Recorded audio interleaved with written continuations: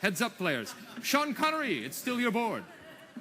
I'll take swords for 400. It's actually not swords, sir. Swords. These are words that begin with S.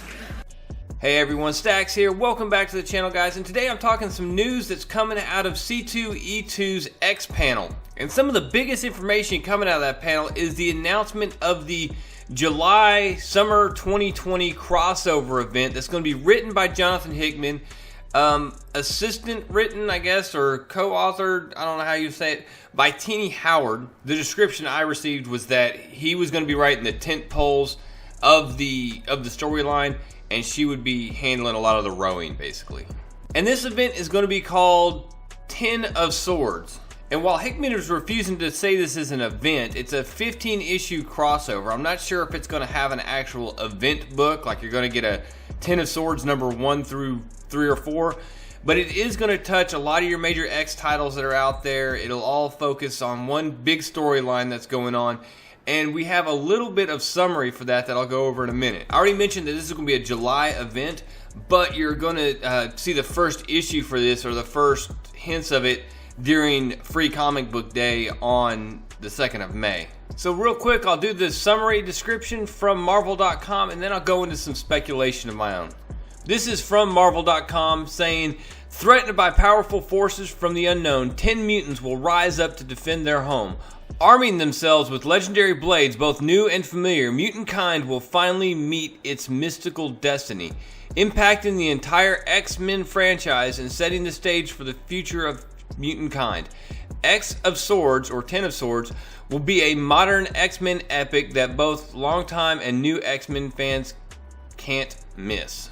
Well, a couple things right off the bat. I can look at the art that's provided, and there's definitely more than 10 people here with swords. So some of these dudes running around with swords, it's just to look cool on a release poster of a bunch of X-Men with all these crazy superpowers, but with swords. I mean, that's what it is. Some of the more interesting ones here, you have Wolverine with the Muramasa blade, you have Xavier with the Cerebro sword, you have Rachel Summers in the back with the Phoenix blade. It's obvious that Excalibur is going to be one of the titles that's going to be scooped up in this, because you have, first of all, you have Tini Howard writing, you have Captain Britain here, both Captain Britain Brian Braddock and Captain Britain Betsy Braddock. So in addition to Excalibur, it looks like you're also going to have possibly Children of the Atom represented with this dollar bin knockoff of Archangel. And then you have Eye-Boy over on the side throwing around a sword. So who knows which of these characters will actually make it into that final 10. But I suspect you'll get at least one in each of those books because, well, it's Marvel and they have to kind of do those gimmicky things to up the sales in books that aren't gathering a lot of interest. I don't think X Factor at this point is gathering a ton of interest, and I know Children of the Atom isn't gathering a lot of interest from the groups I'm talking with. Alright, so as far as speculation goes, there's two angles here that really need to be addressed. The first one that needs to be addressed is it comes from the Powers of X number 4, when Cypher went and was speaking to Krakoa, and we got the backstory about Krakoa, and actually had Apocalypse appear during that background story. But it's during this flashback that we are introduced to the Twilight Sword, which is a weapon of the enemy that was used to cut the island of Krakoa into its two parts, one Krakoa and the other Arakko. And it seems to read that with this chasm cut, the invading forces were coming through, and it was Apocalypse and his 4 horsemen that stood in the gap. And finally, it was Apocalypse and his 4 horsemen that pushed Arakko through the chasm. And basically, he left the 4 horsemen there to seal that gap shut. Since then, we've been introduced to the Summoners, which we know are the offspring of the original 4 horsemen. And since then, we know one of the Summoners has come through and spoke to Apocalypse and told him that the enemy is at the gate and that they will fall. So we've suspected that is all played into Apocalypse and what he's doing in Otherworld and what he is doing through the Excalibur books is all an attempt basically to ensure that he can take care of the original horsemen, that he can do whatever it is to prevent this impending doom, this future invasion from this, once again, this chasm that opened up. So when all is said and done, in all likelihood, with an unknown enemy coming from whatever this chasm is, Apocalypse is likely to be at the center of this storyline. Especially since it seems that Tini Howard has the wheel, she's driving Excalibur, and he has been one of the focal points in that storyline. Moving on to the second point I want to address is that the Ten of Swords is a tarot card reference. It's supposed to be something regarding a abject disaster and ruin. I've also seen it mentioned as a betrayal.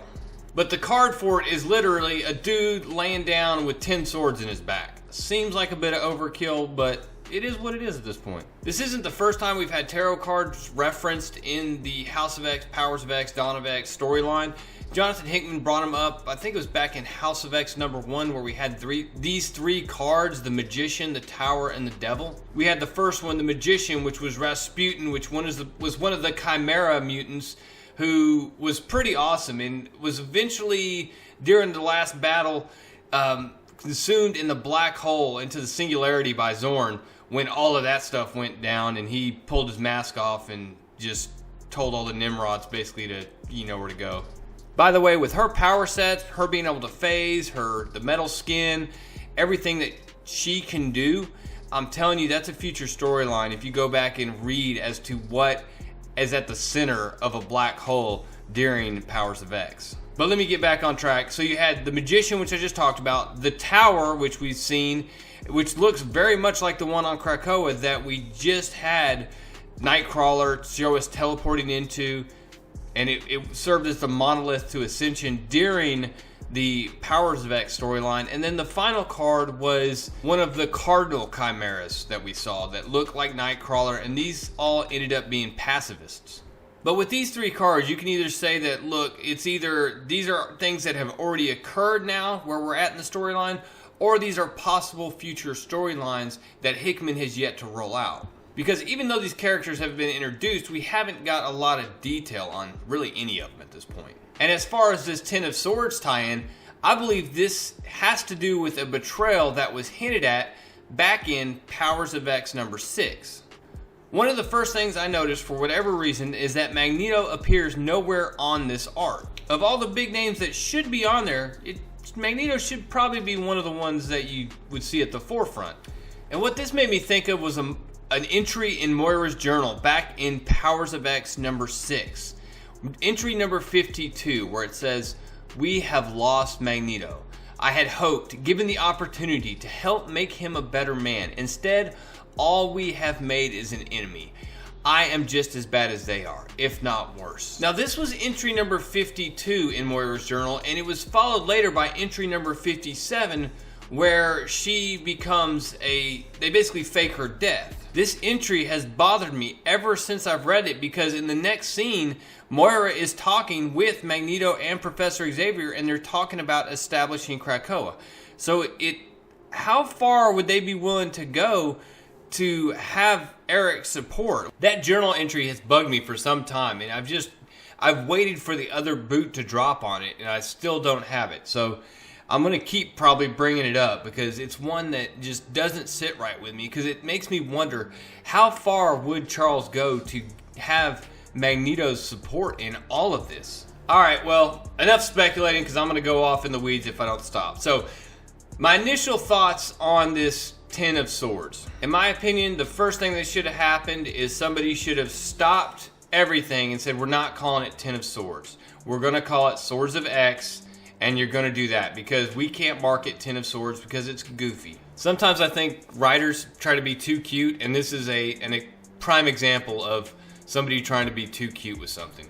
I'm also going to go ahead and say this, and it may not be a very popular opinion, but Excalibur was a really, really good concept. It could have been a really good book, but the pacing on it was completely jacked up.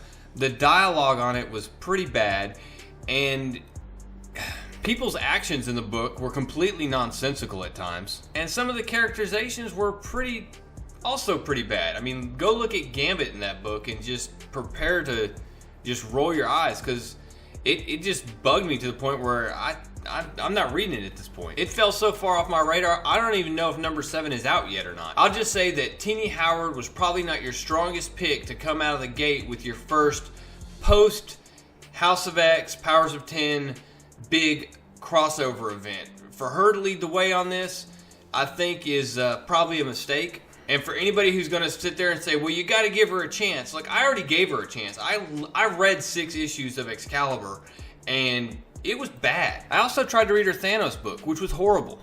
I mean, I honestly, truly, really wanted to like Excalibur because I like fantasy. I like, my favorite author is Brandon Sanderson because of the Stormlight Archives and the Mistborn series. So to have that book, to have Excalibur fall as flat as it did with me, I mean, I was really bummed out about it. So I am concerned with Tini Howard taking the reins on this crossover event. I hope it does well, but it's going to be a wait and see for me. That being said, I really hope she comes out and knocks it out of the park. I really want to be pleasantly surprised, but I'm not going to continue to go back to this well. This is probably the last time I'll trust Tini Howard on a book if she doesn't deliver, because I don't like throwing money at bad stories. Anyways, guys, the next big crossover event is X-Men with Swords, and it begins 2 May with Free Comic Book Day, and will be a July event, guys. So get your pocketbooks ready. 15-issue crossover event. I'll see you there. That's all I got for now. Make sure you hit subscribe, hit the bell for notifications, and leave a comment down below. Let me know if you are excited about this Jonathan Hickman / Tini Howard crossover event. Guys, that's all I got. Real Comic Stacks. Out.